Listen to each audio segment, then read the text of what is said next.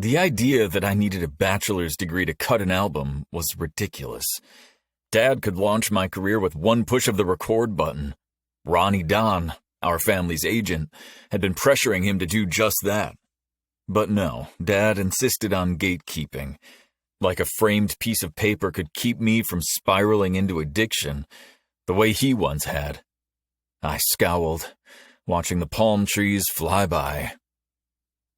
"The pressure is intense, and you're not ready for it," Dad said as he steered our car onto the street of our Airbnb.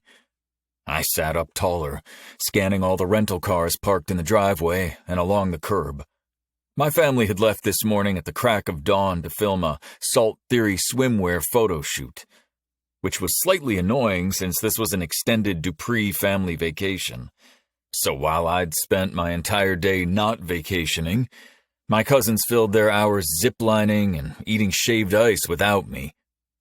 And Charlie was still a no-show. There'd been a ticket with her name on it.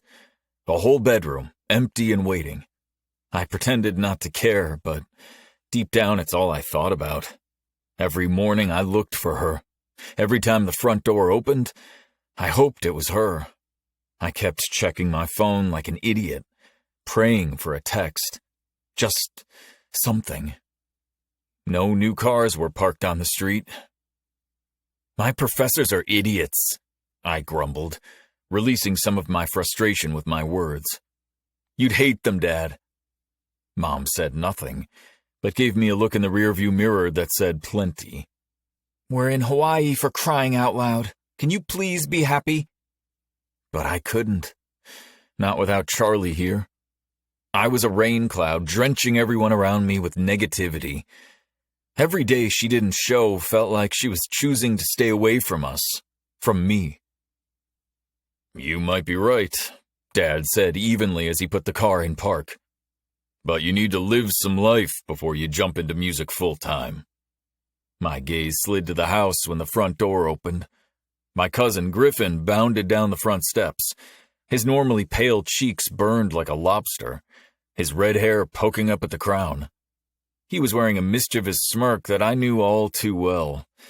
Something was happening inside. I rolled the window down. His green eyes were bigger than I'd ever seen them as he poked his head into the car. "Charlie's here," he said like it was scandalous. "Charlie's here?" I sat up with a jerk and hopped out of the car. It was stupid how happy I felt, especially with how cranky I'd been 30 seconds ago. I sprang up the front stairs like a deer and bounded inside behind Griff. We only had 3 days left on our week-long vacation.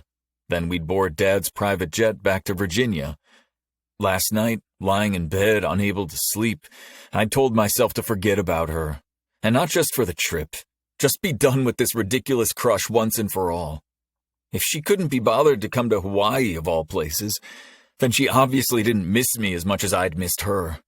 Yeah, that all flew out the window as soon as Griffin said her name.